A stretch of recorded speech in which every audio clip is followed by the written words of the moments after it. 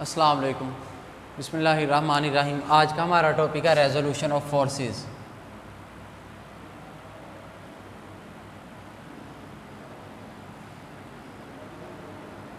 Resolution of forces, इसकी definition the splitting up of a forces into its component. Splitting up of a force into its two perpendicular components is called the resolution of force.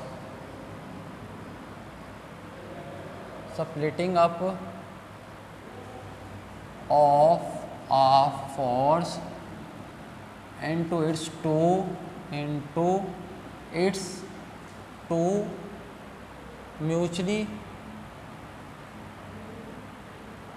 perpendicular components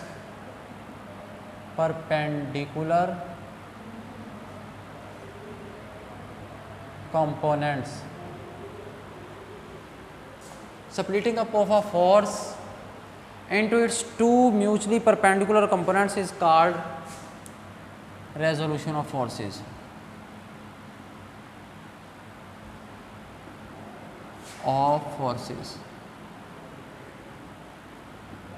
इसे resolution of forces कहेंगे कि एक force थी, उसको उसके component में हमने two mutually perpendicular जो कंपोनेंट्स थे उसमें रिजॉल्व कर दिया, स्प्लिट अप कर दिया, उसमें लिख दिया, ले गए उसके कंपोनेंट्स में। इसे कहेंगे रेजोल्यूशन ऑफ फोर्स। यानी फोर्स थी, उसको रिजॉल्व कर दिया उसके कंपोनेंट्स में, उस फोर्स को ये कहलाएगी रेजोल्यूशन ऑफ फोर्सेस। अब इसके मुतालिक पढ़ते हैं। लेट किया, मेरे पास एक फोर्स एफ है,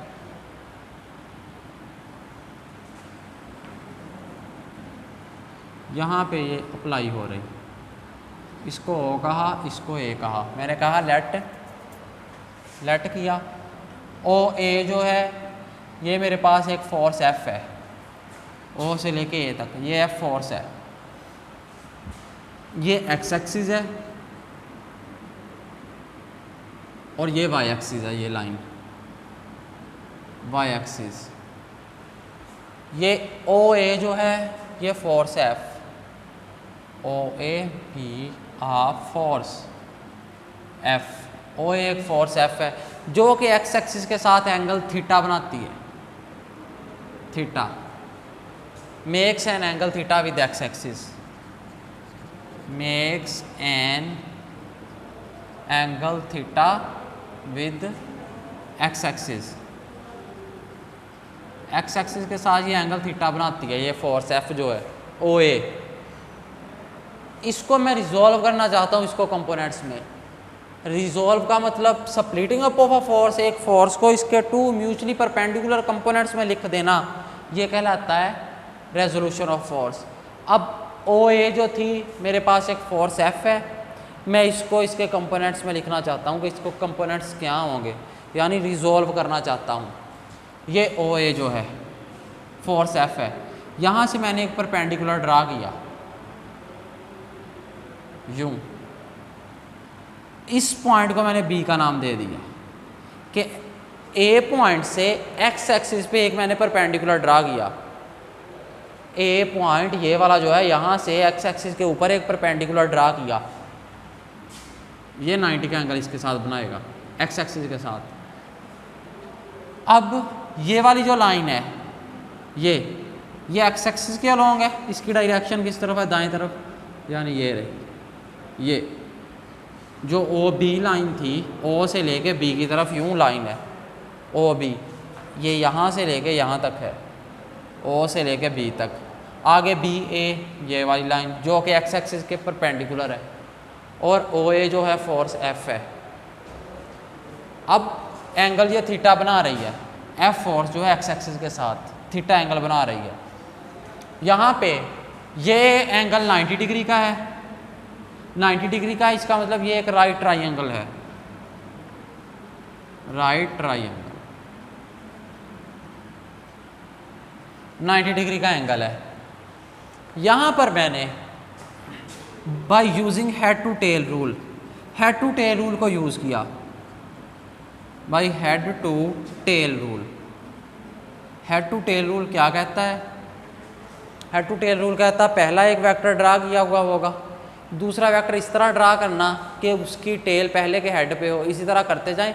आखिरी जो वेक्टर होगा रिजल्टेंट फोर्स, वो पहले की टेल को आखिर वाले के हेड से मिला देगा, वो रिजल्टेंट होगा। इस केस में देखा जाए, ये वाले केस में रिजल्टेंट वेक्टर कौन सा है, जो कि पहले की टेल को, जिसकी टेल पहले की टेल के साथ मिले और जिसका हेड आखिरी वाले वेक्टर के हेड के साथ मिले, वो होता है ये फोर्स F है, ये रिजल्टेंट है, रिजल्टेंट फोर्स, और ये F है जो कि जिसकी टेल पहले की टेल से और जिसका हेड आखिरी वाले वेक्टर के हेड से मिला होगा, वो रिजल्टेंट फोर्स होगी। ये F जो है रिजल्टेंट है, ये वाला रहा।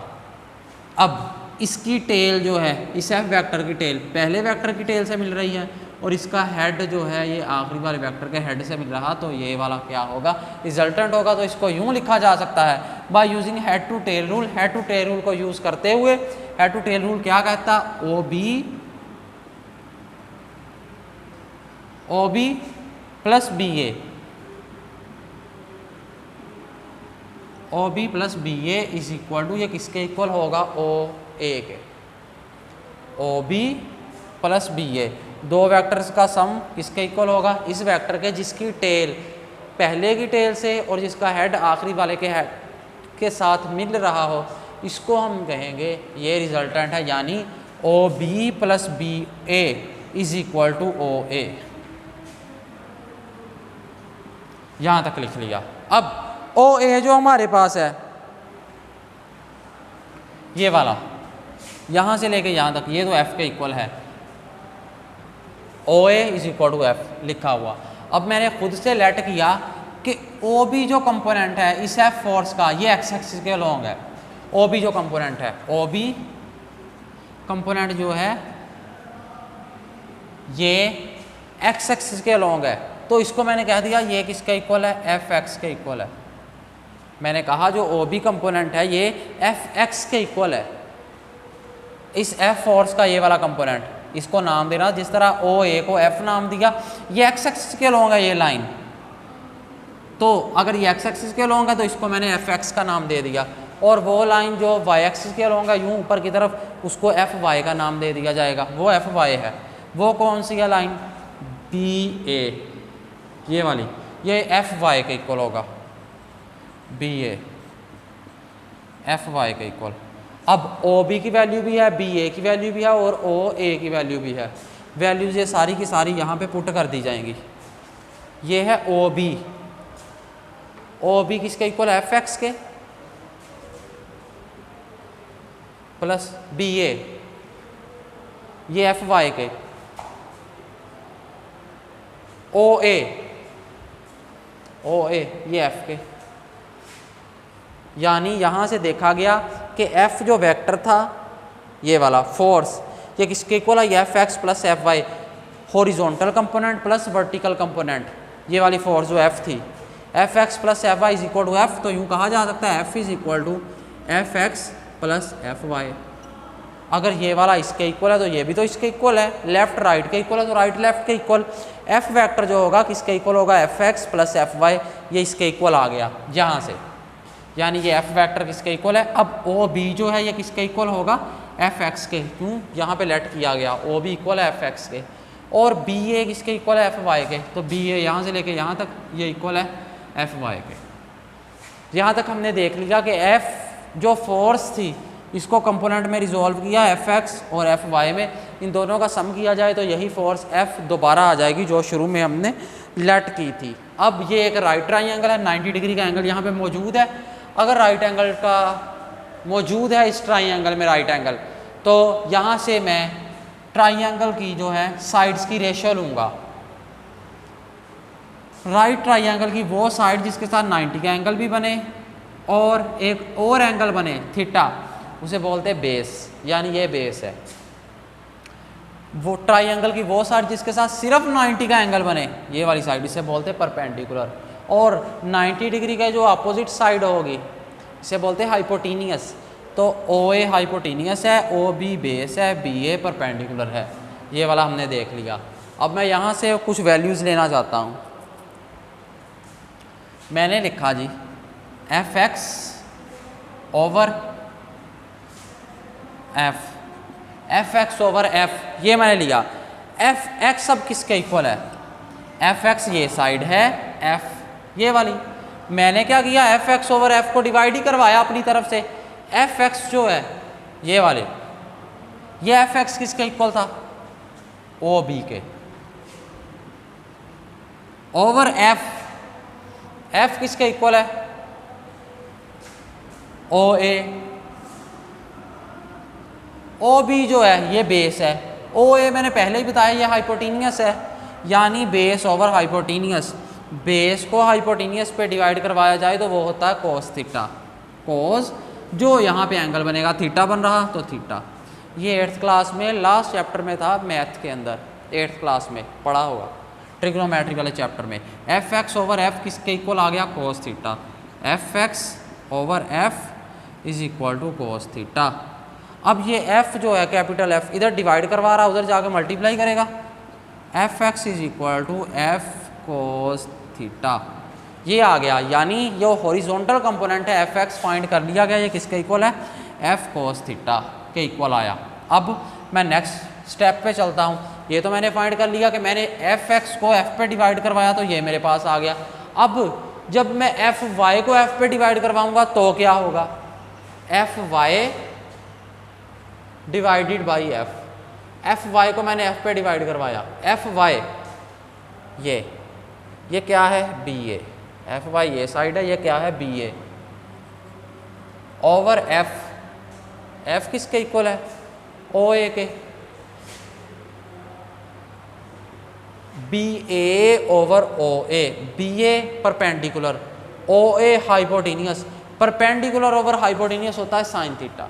साइन थीटा ये भी 8th क्लास में है। यानी यहाँ से F Y over F is equal to sine theta, यहाँ से हमारे पास ये वैल्यूज हमने ले ली। कैपिटल एफ जो है इधर डिवाइड कर रहा है, उधर जाके मल्टीप्लाई करेगा। एफ वाई किसके इक्वल आ गया? F sine theta. एक ये इक्वेशन आई और दूसरी ये वाली, F X is equal to F cos theta.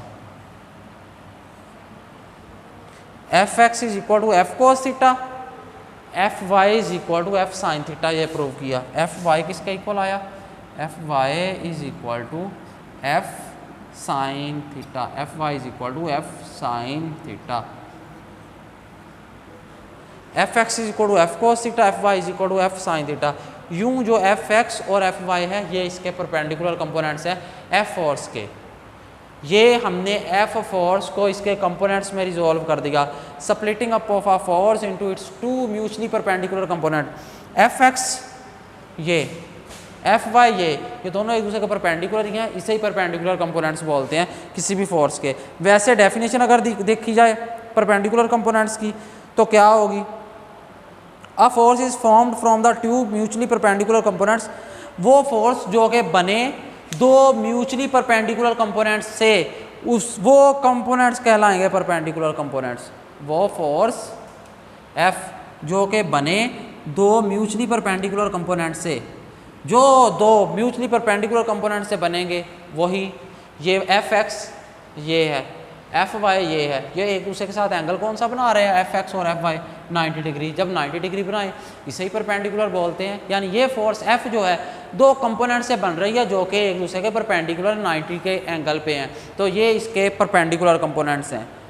Force F को ले गए, रिजॉल्व कर दिया उसके कंपोनेंट्स में, एक एफ एक्स है और एक एफ वाई है, और ये दोनों परपेंडिकुलर कंपोनेंट्स हैं। एफ एक्स एक्स एक्सिस से अलोंग है, एफ वाई वाई एक्सिस के अलोंग है, दोनों 90 डिग्री का एंगल बना रहे हैं एक दूसरे के साथ। तो यूं फोर्स एफ को रिजॉल्व कर दिया इसके दो कंपोनेंट्स में, एफ एक्स और एफ वाई में। इसमें एफ एक्स की वैल्यू अलग फाइंड की एफ कोस थीटा, और एफ वाई की वैल्यू अलग फाइंड की एफ साइन थीटा। यूं ये था हमारा आज का टॉपिक, रेजोल्यूशन ऑफ फोर्सेस। चलें जी, अल्लाह हाफिज़।